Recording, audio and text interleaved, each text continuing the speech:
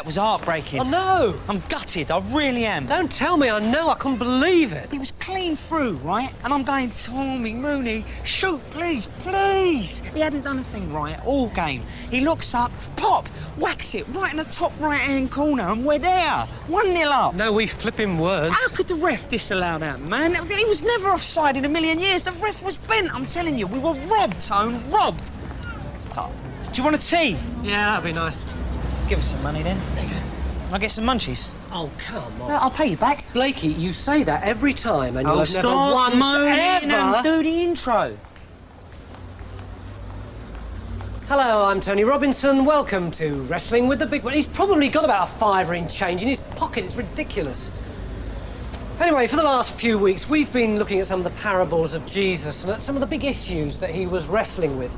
This week, we're going to be looking at the issue of prayer. It's a hard one, this one, isn't it?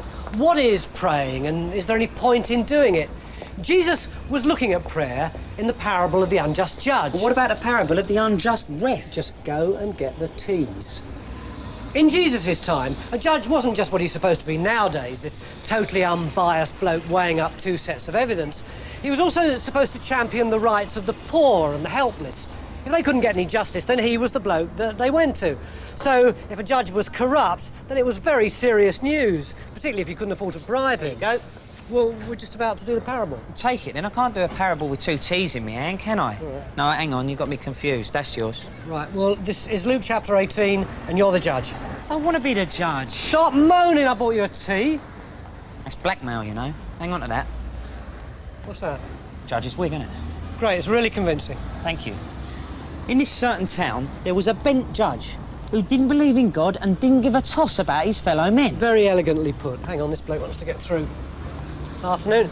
And in this same town, there was an old widow who kept coming to him, begging him for justice, saying things like, please, please, help me get my rights against this bloke what's giving me a really hard time. But the judge refused to listen to her because she was old and she couldn't afford to bung him a few quid. Please, I beg you. But at last he said to himself, please, yeah, please. all right. He said, I may not believe in God or give a toss about my fellow man, but I ain't half getting a lot of grief off of this one over here. Please, Shut help me. up.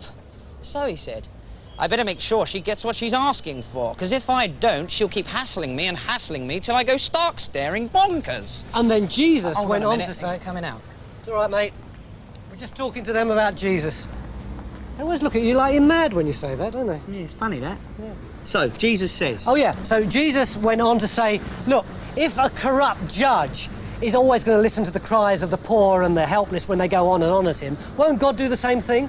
And when you do it 10 times quicker than a corrupt judge... Do you want a bicky? Oh, yeah. I think that's really brilliant, don't you, Jesus comparing God with a bent judge? I suppose, yeah. I mean, people think the parables are so straight and everything. Actually, a lot of them are really hilarious. I know they're about serious subjects. There's no reason why you have to be miserable about them, is it? Well, OK, it's a funny story, but he's talking about praying here, right? Yeah. The old hands together, eyes closed stuff, the full Monty. Yeah. But what he's actually saying is, if you want something, you've got to get on your flipping knees and beg for it. Now, that stuff really turns me off. Why? You pray all the time. Oh, yeah, sure. You do, you do. You flipping do. What was it you said about 5 minutes ago about Tommy Mooney? He'd got the ball, and I'm going, please, please, Tommy, please. No, that's not the same thing at all. And last night, right, please, please, let that girl in the red dress take some notice of me. And this morning, please don't let me fall asleep on the motorway. You pray all the time. We all do. Just that we're not very good at it. Even the disciples were pretty naff at it. Do you know Luke's version of the Lord's Prayer? No. This is Luke chapter 11, right? Our Father which art in heaven, hallowed be thy name. Thy kingdom come. Give us this day our daily bread. Forgive us our trespasses as we forgive them that trespass against us. And please don't test us very hard, amen. Is that all? Yeah? It's not very good, is it? It's pretty pathetic, isn't it? Please don't test us very hard. I thought Christians were supposed to like that sort of thing. That sounds more like my sort of prayer. But of all the gospel writers, Luke is the one who's really into this whole idea of praying. Not just in the unjust judge. Time and time again, he's saying things like, if you've got a need and you want it fulfilled, that's fine. Don't worry about it. Just go ahead and ask. What's the problem? Come on. Where to? What do you think? Can I take me tea? Yeah, we're going to do another of Luke's prayer stories, right? This is the parable of the midnight caller. Oh, Jack Killian. What's going on?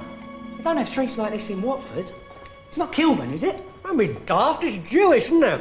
Oh, what? Stamford Hill?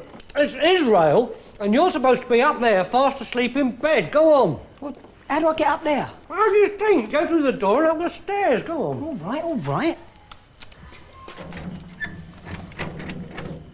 Stuck. Oh, hold this. There's always something with you, isn't there? No, there's not. Why is it so dark? Because it's supposed to be midnight. But we've only just come out of the football. Artistic licence. I haven't got one. Get in there. One thing they were dead hot on in the ancient world was looking after travellers. There were no happy eaters in those days, no 24-hour burger bars, very few motorway service stations. So if someone came hammering on your door in the middle of the night, begging for food and shelter, then you were duty-bound to give it to them. Right, here goes the parable of the midnight caller. Blakey! Blakey! Do us a favour, open up, will you? Blakey! Look, I know it's late, but I've got this crisis on my hands. This mate of mine's turned up out of the blue. He was driving this lorry load of children's novelty items down from Beersheba, and his load slipped. And they went all over the road, and he's been shoveling Ninja Turtle hot water bottles back on his rig for the last 3 hours. He said, could he crash at my place? And I said, yeah, fine, but I haven't got any food in. So, can you help? Anything will do. Look, will you leave me alone? The door's locked. The kids are asleep. I'm asleep. I'll sort it out in the morning. Blakey! Blakey! Blakey! Blakey! Blakey!